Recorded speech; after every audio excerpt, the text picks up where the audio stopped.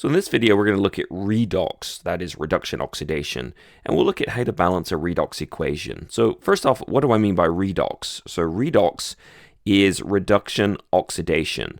Reduction is the process where we gain electrons, and oxidation is the process where we lose electrons. And we always talk about redox because if something gains electrons, something else has to lose electrons, and vice versa. So you can't have one without the other. So if you like, when a reaction undergoes oxidation, it loses electrons, and it gives those electrons to something else that will then be reduced. This electron flow is what we call electricity. And of course, the electrons can move down a wire, let's say, with a lot of energy. And before they get to the other side, we can use some of that energy to do a little bit of work. So we can light up a light bulb or make your phone last the whole day, or at least maybe 12 hours. So we should learn how to balance redox reactions. So we'll go ahead now and just review some of the basic rules that we're going to need before we get into balancing equations. And that is the assignment of oxidation states. So let's go ahead and look at oxidation states. So the oxidation number, which is sometimes called the oxidation state, if you like, is a hypothetical charge. Now for an ion, it's the actual charge, but for an atom in a molecule, it's the charge that the atom would have if it took all the electrons away from the less electronegative atom. So it's an extreme situation here. There's actually a series of rules that we can use to find oxidation states, and they apply to individual atoms, which is often a moment of confusion for people.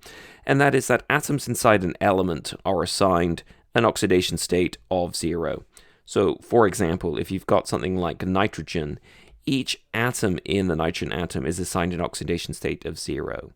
Now, if you've got a monatomic ion,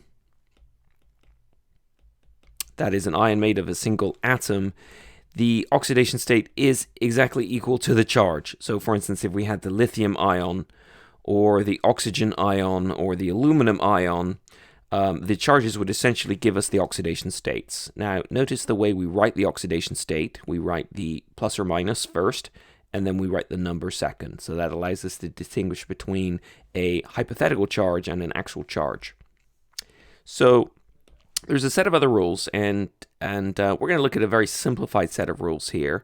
We're going to say that fluorine in compounds is always -1. Okay, so for instance, if we had something like HF, we would assign fluorine's oxidation state to be -1. Then we're going to go ahead and say that oxygen is -2 in most compounds, and except if it's paired up with fluorine, in which case we have to kind of kick that down the road a little bit. So for instance, if we had something like H2O, we would assign the oxidation state of oxygen to be -2. Whereas if we had something like O2F, we actually couldn't assign the oxidation state of oxygen yet, but we could assign it to fluorine. So in general, the rules are listed in priority. So we start at the top and you move on down. Oxygen is -1 in peroxides, and peroxides are kind of hard to spot, but peroxides are things that you can think of as containing the peroxide ion, O2 2-. And these oxygen atoms are -1, but we won't probably dwell on that too much in this course.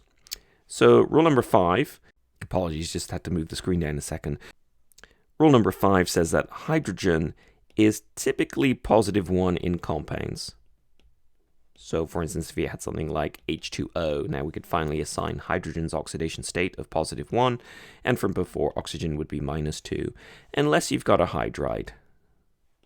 And a hydride, so if you look at the IDE, that should remind you of the anion form. So if you had something like lithium hydride, it's actually made up of Li positive and H minus. And so the hydrogen here is assigned a charge, a hypothetical charge, an oxidation state of -1.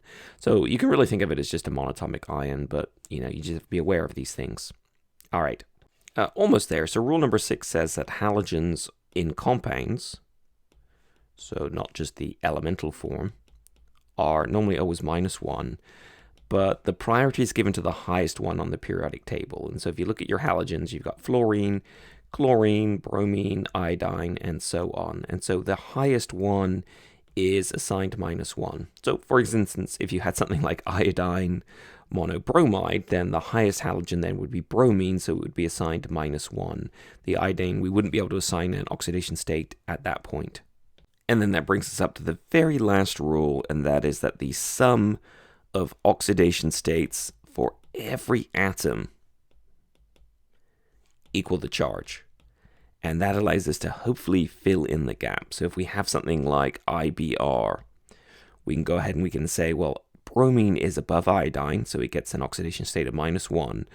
We don't have another rule to apply, but we know that the overall charge is 0. So the overall sum of oxidation states must be 0. So we assign iodine -1. If we had a compound like CH4, we could certainly assign hydrogen to be +1. Now, remember, when we write CH4, we kind of mean C and HHHH. So each one of these is assigned +1. So carbon has to be -4 for it to cancel out. So you've always got to remember to multiply by the number of atoms you've got. If you've got something like a polyatomic ion, so let's take something like NO2-, so the nitrite ion, we assign oxygen -2. We don't have a rule for nitrogen, but we know the sum of all the oxidation states equals the charge. So you've got 2 oxygens, that gives you -4. They have to all sum up to give you -1, so nitrogen must be +3. There are a couple of situations where it looks like it's impossible to solve, so let me go ahead and go to a new slide and show you those. So for instance, if we took something like Na2SO4, it looks like we don't have enough information here, so we can certainly assign the oxygen to be -2. We know that that gives us a total of -8. We know that the whole shebang adds up to 0, but of course we've got sulfur and we've got sodium, and we don't have a rule dealing with that. So the way we're going to do that is we're going to recognize that this is nothing other than an ionic compound, so sodium is positively charged.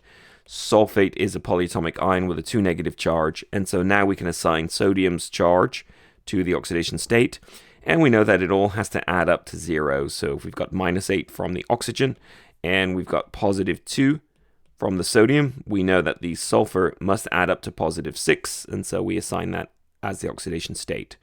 Or we could look at this and we can say, well, these give you -2 apiece, so that would be -8. The overall charge is -2, so you're missing a +6 charge, and you can do it that way too if you prefer. So those are the rules for oxidation states in a nutshell. Our textbook actually does things a little bit differently, but I think that the rules in the textbook are a little confusing to use, and I think these are actually much better.